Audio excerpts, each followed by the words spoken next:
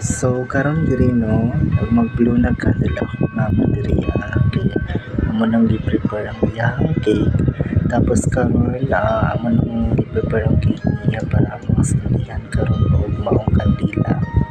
So among mama dira guys, nagpapot-abot ra na siya no kay nagpapot-abot siya nga ihatag siya ang cake para masindihan na namo ang kandila.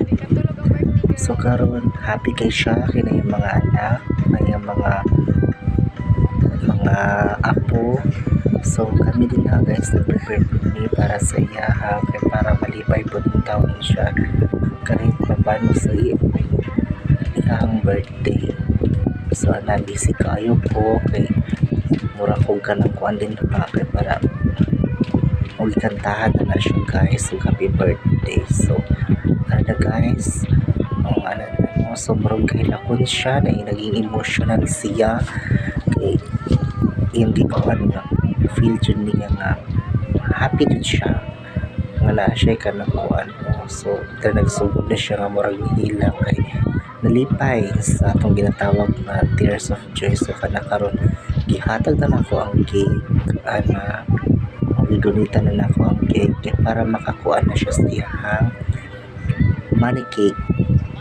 So karon yan ang gitukuha ang bola sa ibabaw sa cake. Okay, tapos so ibalik niya no. So aron ikuha pa na ko ang bola para makatarong din siya og kanang dira sa maong money cake. So karon na okay, i-prepare na lang mo lang guys so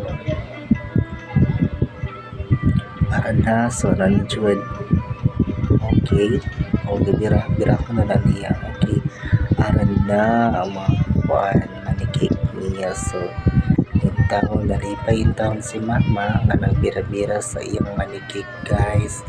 So hope nga happy siya na that time pero nakita man na mga anak nga happy din siya. So aran na bibira na dyan yung tama ng iyang manikik. So lipay kay siya no, first time niya yung birthday nga naipaingon anak iyang mga anak. So karon happy kay siya. So biraha lang jud madra biraha lang jud bira okay hanggang sa nahuman lang yun guys. So mao lang po mo